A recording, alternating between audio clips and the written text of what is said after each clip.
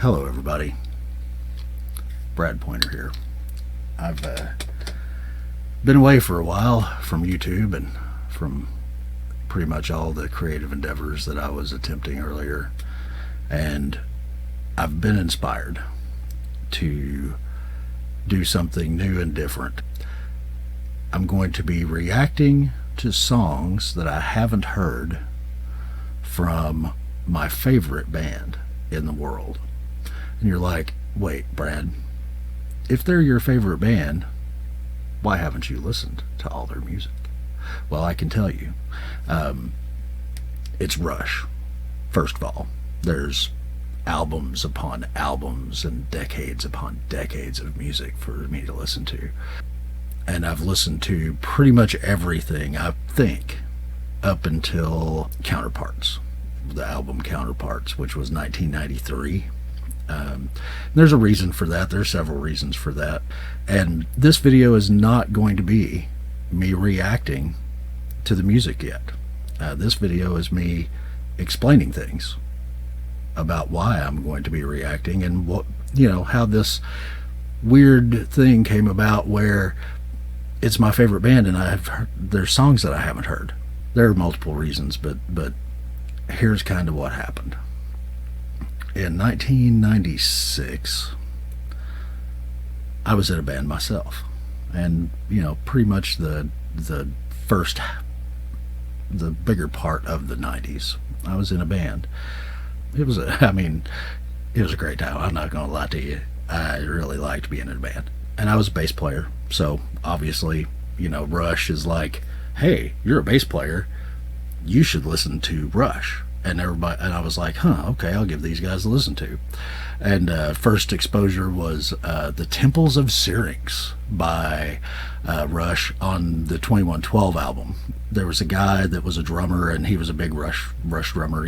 Once again, I've just heard it said that if Neil Peart isn't your favorite drummer, he's your favorite drummer's favorite drummer. He's an iconic guy. But anyway, this drummer knew how to play Temple of Syrinx, and he wanted us to learn.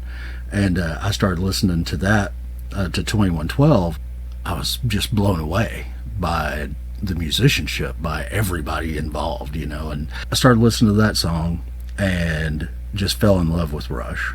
And from there, just started accumulating their music. The band broke up that I was in, and it was, they said that it was, I got married at that point, and they said that, I wouldn't be able to, we had a baby on the way, got married, and they said, you won't be able to devote what we need out of you to the band. And so the band completely broke up. So I would think a little bit of Brad in a band that existed would be better than no band at all. But that may have been the excuse, because I was a handful back then. I'm not gonna lie. I was definitely not an easy human being to deal with. Then there was another band that I tried out for, and the first time I brought my wife, I was like, hey, we're sounding really good.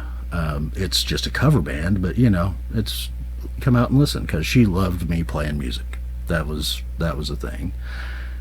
And they kicked me out. the first time that I brought my wife, they're like, hey, this just isn't working out for us. And I'm like, oh, okay.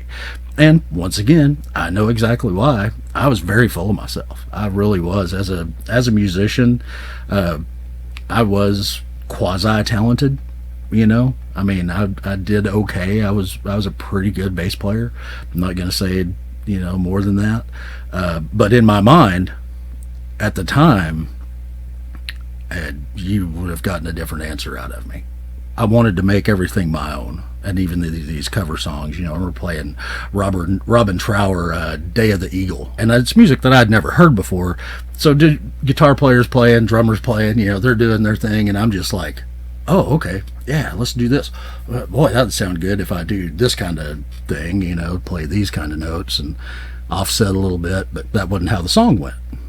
And you got to respect the music. If you're playing in a cover band, you got to respect the music. And, you know, you can make it your own, but you've got to still make it recognizable. And a bass player can really change the entire tone of a song just with 2 fingers and a bad idea. Anyway, got kicked out of that. Kind of got busy with raising kids, but also kind of got resentful of music. Something that I had loved for so long. Just kind of started hating on it. Didn't want to listen to it anymore. I didn't want to hear Rush. I didn't want to hear anything. I didn't want to hear the radio. It hurt. And every time that I heard a song that inspired me to want to play, it was like peeling a scab off. And I played in a few times with a few people here and there, you know, afterwards.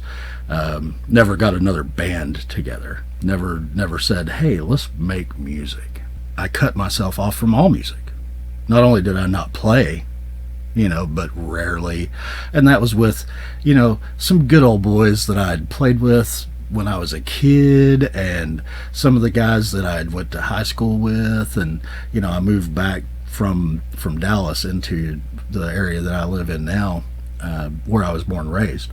And that was the only playing that I did because it hurt. And this was more of an excuse to get out and be goofy with my friends, you know, drink and play music, and, you know, hear how good I was, you know, oh, Brad, you know, that was awesome, man, you know, every once in a while the ego needs a little bit of that. All that is to say, that's why that there's Rush music that I haven't listened to.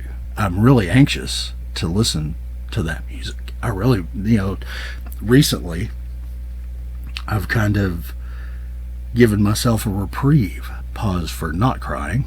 Didn't work. So I've given myself a reprieve. I've let myself listen to music again. I've let myself listen to all my old favorite Rush songs. But I'm really anxious to hear some of this new stuff. Now, I think I have heard one thing, and that was a live version of a thing called Where's My Thing? And I was like, oh my God, this is quoting so much of the old Rush. But I'm going to listen to it anyway, just so that, to see if I can pick them out. Because now that I've gotten back into it a little bit and started listening to some of the old stuff. So yeah, I'm excited. Sorry for the video quality. Sorry for any audio quality problems. I don't have a good rig. But I'm not going to let the technical limitations and my complete lack of videography skills stop me from doing this thing that I want to do. Because one, I really want to listen to that music. And two, I see that there's this resurgence right now among young kids doing some Rush reactions, and it kind of got me back into Rush. I'm not gonna lie, it got me back into music. It was like, hey, you know, that's that feeling.